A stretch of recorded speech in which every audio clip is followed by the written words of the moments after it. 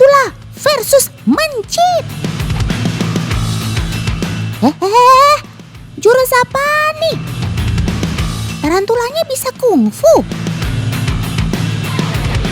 Teman di rumah ada yang tahu? Bukan, ternyata ini bukan jurus kungfu, teman. Memang sih, kelihatannya seperti kungfunya Jet Li atau Andy Lau. Namun, sebenarnya ini adalah gerakan treat pose, teman. Atau bisa dibilang kuda-kuda dalam dunia tarantula. Wah. Keren juga ya. Mana warnanya biru pula.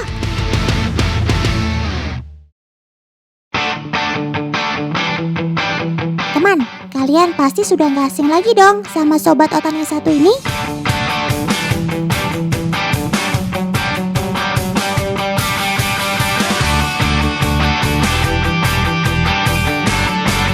Kalian masih ingat gak siapa namanya? Yap, betul sekali. Ini dia, Tarantula Biru Metalik.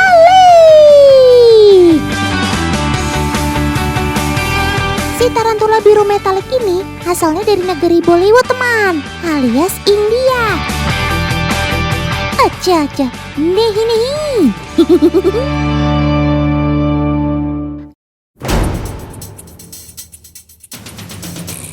Ya ampun, kamu ngapain lagi tuh, Sob? Manjat-manjat pabrik segala. Teman, tarantula Bollywood ini kan arboreal. Nah, Otan jadi pengen bikin tes nih. Kalau sobat Otan ini disuruh berjalan di tanaman kaktus yang berduri, kira-kira bisa nggak ya? Kaktusnya sudah Otan siapin nih. Tingginya kurang lebih 1 meter. Tuh, lihat duri-durinya. Banyak ya. Tajam-tajam pula. Mari kita buktikan. Ayo Sob, panjat kaktusnya kalau bisa. Wah, tarantulanya memanjat di sela-sela durinya, teman. Hebat juga ya sensor kakinya.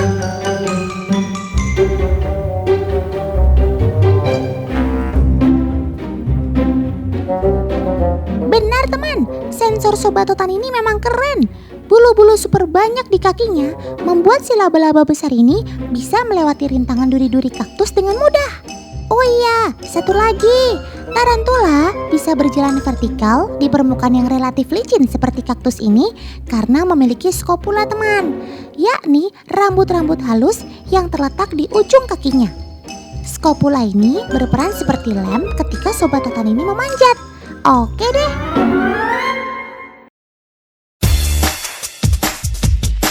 Tarantula Bollywood ini termasuk tarantula dari dunia lama, teman, atau old world.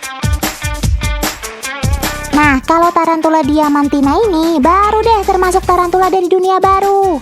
Wih, gak kalah cantik ya. Warna birunya pun merata di sekujur tubuhnya. Cakep. Tarantula diamantina baru ditemukan tahun 2009. Namanya diambil dari lokasi ia ditemukan, Diamantina, sebuah kota di Brazil. Sebagai tarantula dunia baru atau New World, si biru ini racunnya tak semematikan tarantula dunia lama atau Old World. Racun diamantina tergolong rendah, teman. Oh iya, teman-teman tahu nggak apa fungsi warna biru pada tubuh tarantula ini? Memang salah satu fungsi warna cerah pada tubuh hewan adalah untuk menghindar dari serangan predator. Karena bagi sang predator, warna cerah tanda si hewan punya racun mematikan. Tapi khusus sobat otan ini, warna biru pada tubuhnya ini untuk memikat calon pasangannya, teman. Jadi biar terpesona gitu deh.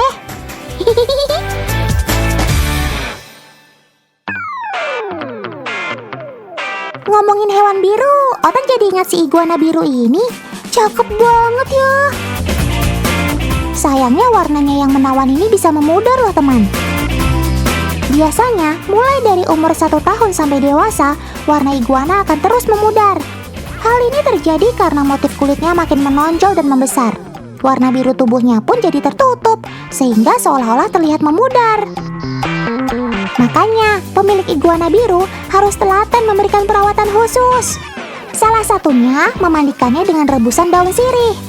Dengan rebusan daun sirih ini, bikin kulit iguana jadi tidak gampang memudar dan anti jamur. Cakep! Oh iya teman, warna tubuh hewan itu salah satunya dipengaruhi oleh pigmen loh. Nah, Otan punya fakta yang sangat mengejutkan nih. Sebenarnya, baik tumbuhan maupun hewan tidak bisa menghasilkan pigmen biru. Jadi, warna biru pada tubuh hewan yang teman-teman lihat itu sesungguhnya bukan disebabkan pigmen, melainkan salah satunya karena pantulan cahaya.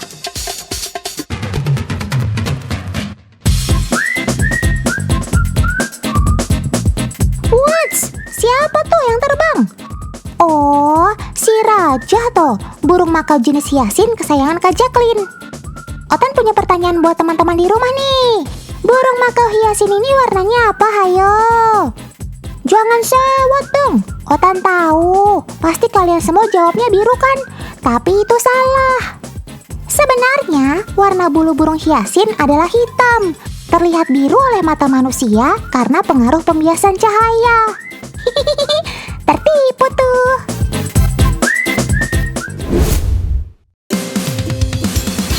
Biar nggak bosan, Kak Jacqueline biasanya mengajak Jasmine dan burung-burung kesayangannya naik skuter keliling komplek.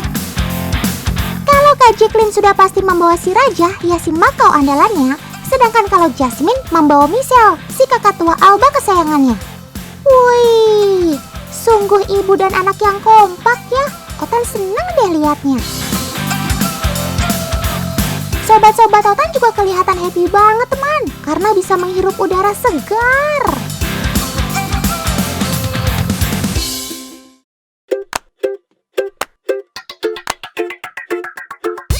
Karena kamu termasuk burung yang pintar, Otan mau kasih tantangan ke kamu sob. Kali ini Otan akan tantang kepintaran kamu membuka tutup botol. Di dalam tutup botol tersebut sudah ada makanan kacang favorit kamu nih sob. Kira-kira berhasilkah kamu membuka tutup botolnya? Ayo Kak Yesi, kasih botolnya ke Raja. Perlahan tapi pasti, ia mulai berusaha menggigit botol dengan paruhnya. Dan berhasil. Cakep. Emang gak diragukan lagi. Kalau kamu memang burung yang pintar ya sob. Salut Otan sama kamu. Oh iya, teman-teman jangan khawatir ya. Paruh makau hiasin terkenal kuat. Bahkan mereka suka menggigit benda-benda keras supaya paruhnya makin kuat dan terasa. Cakep.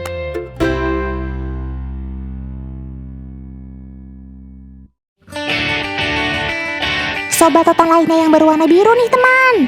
Namanya biawak pohon tutul biru alias Blue Spotted Tree Monitor.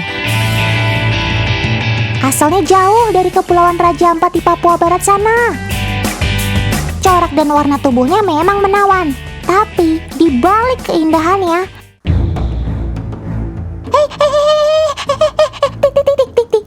tikus, jangan di situ, cepat lari. Aduh, gimana ini? Gawat, gajah makan kawat, cepat kabur sob. Penglihatan si biru ini sebenarnya kurang bagus teman. Ia tidak bisa membedakan warna. Bahkan ia juga tidak punya telinga. Tapi ia tetap bisa tahu kehadiran mangsanya lewat organ Jacobson yang dimilikinya. Organ ini dapat mendeteksi getaran di sekitar tubuhnya.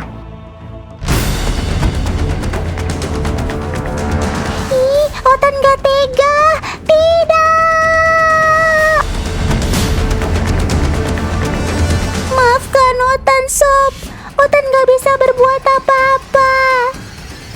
Si biawak total biru ini memang ganas. Kecepatannya, taringnya, kukunya, semua itu kekuatannya.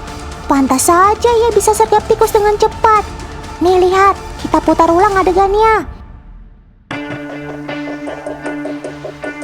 Om editor, ayo bantu Otan. Kita perhatikan kecepatannya menangkap buruannya. Tuh lihat, benar-benar cekatan ia menggiring mangsa. memojokkan, dan kemudian menyambar tubuhnya. Bahkan hanya dengan kukunya, ia gampang merobek kulit mangsanya. Kukunya memang tajam. Si tikus yang gak berdaya langsung ditelannya bulat-bulat. Biawak memang tak mengunyah saat makan. Ia akan langsung menelannya bulat-bulat dan akan mencernanya langsung di dalam perut. Tinggal lep. Seram juga kamu, Sob.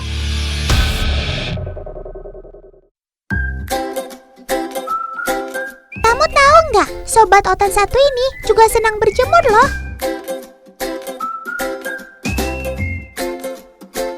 Tuh lihat, kalau kena sinar matahari, warna coraknya yang kebiruan jadi lebih terlihat. Cantik kan? Si biawak biru ini gak sembarangan berjemur loh. Ia berjemur untuk menyeimbangkan metabolisme tubuh dan pencernaannya.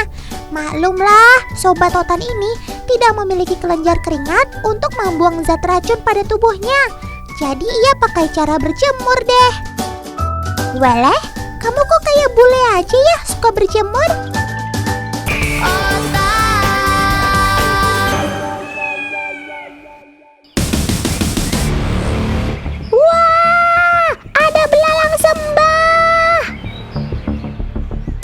Bagi teman-teman di rumah, penampilan Sobat Otan ini mungkin sama sekali gak menakutkan ya. Tapi, untuk sesama hewan, ia adalah musuh bersama. Yap, belalang sembah itu termasuk predator polygofagus, alias pemakan banyak jenis mangsa. Gak pandang bulu, mau hewannya lebih kecil, seukuran, bahkan lebih besar dari tubuhnya sendiri, semua bisa jadi target buruannya. Super jagoan kamu, Sob.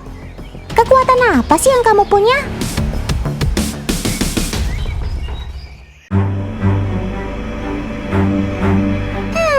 Ada yang cari perkara nih. Ular pucuk ini sepertinya pengen merasakan sejurus dua jurus milik jagoan kita ini. Tuh, perhatikan kaki depan si belalang. Wow! Eits, ular pucuk ini lincah juga. Ia bisa menepis kaki depan si belalang.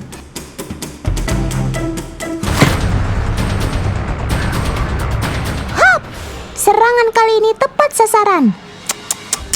Tampak ular pucuk tak berdaya dibuatnya.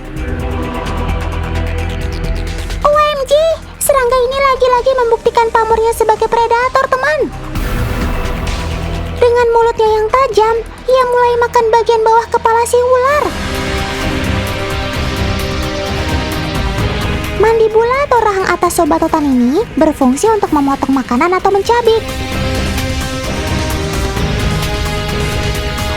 Sedangkan rahang bawahnya yang disebut maksila berfungsi untuk mengunyah makanan.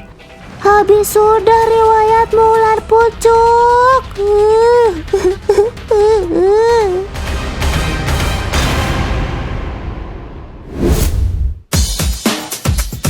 Teman-teman sekarang sudah tahu kekuatan apa yang dimiliki belalang sembah untuk dapat melumpuhkan mangsanya? Yap, betul, kekuatan pada kaki depannya. Kaki depan belalang sembah masuk dalam tipe raptorial, yakni kaki yang telah mengalami modifikasi seperti lengan. Fungsinya untuk menangkap mangsa. Apalagi di sepanjang kaki depannya terdapat banyak duri yang super tajam. Waduh, jantung Otan hampir aja copot. Udah gak sabar dikasih tantangan ya, Sob? Paman editor, Otan minta gerakan lambatnya dong. Keren maksimal. Duri pada kakinya mampu pecahkan balon.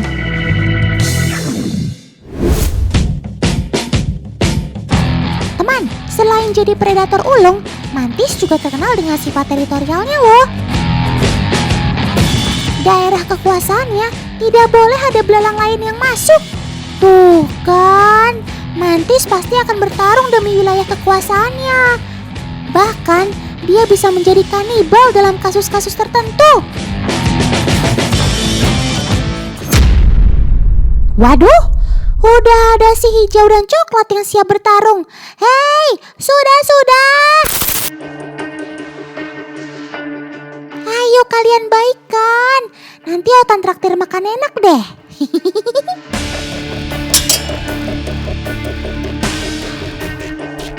Tatapan si mantis coklat gahar banget ya teman.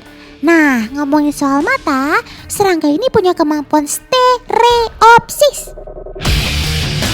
Layaknya manusia yang dapat melihat objek dalam bentuk 3 dimensi, kemampuan stereopsis ini digunakan mantis untuk mengukur jarak mangsa. Wow, amazing! Nah kan, gak ada yang mau ngalah juga. Ya udah sih sob, mungkin si mantis hijau cuma mau numpang lewat.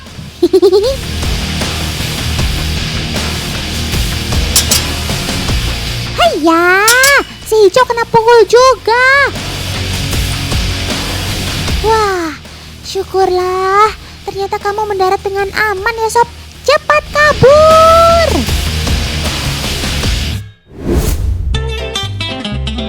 Ngomongin kanibal alias memakan sesama, ada satu fakta unik dari sobat kita ini teman.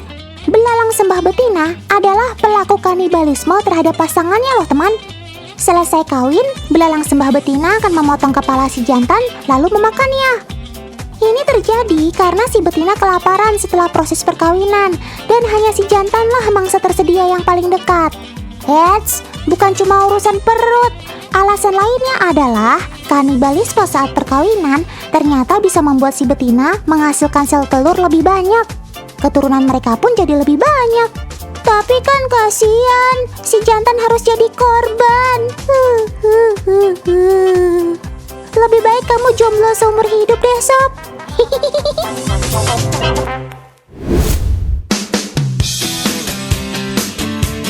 Teman, jika tadi kita sudah tahu kekuatan tungkai depan si belalang sembah, ada yang penasaran gak sih sama 2 pasang kaki belakang serangga ini?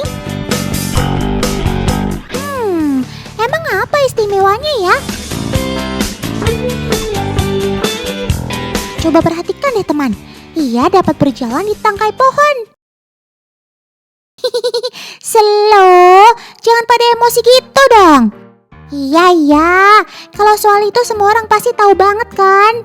Mending kita langsung lihat Karesi aja deh, dia mau bikin percobaan. Sudah ada papan triplek, kaca, dan bedak. Udah ada yang bisa tebak Karesi mau uji coba apa? Ambil papan tripleknya ya kak, lalu letakkan si belalang sembah di atasnya. Wah, dia dapat bertahan pada bidang vertikal seperti ini teman. Kerennya lagi, ia mampu menempel pada kemiringan 180 derajat. Wow! Spider-Man kalah keren deh sama kamu.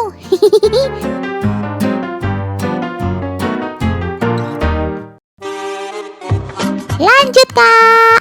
Media yang kedua adalah kaca. Wah.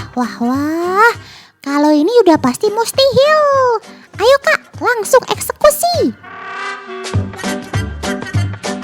Wow, Otan speechless lihat kemampuan kamu sob. Good job. Ternyata belalang sembah bisa juga bertahan pada kemiringan 180 derajat dengan media yang licin seperti kaca. Nih teman, Otan kasih tahu rahasianya deh, biar nggak pada penasaran. Coba perhatikan baik-baik teman. Kaki belalang sembah memiliki tarsus atau segmen yang berfungsi sebagai pegangan belalang saat berada di berbagai jenis permukaan. Jika dilihat lebih detail lagi, di dalam tarsus terdapat arolia atau rambut-rambut perekat. Nah, rambut perekat inilah yang mengeluarkan zat berminyak sehingga ujung dari arolia dapat menempel pada permukaan halus seperti kaca.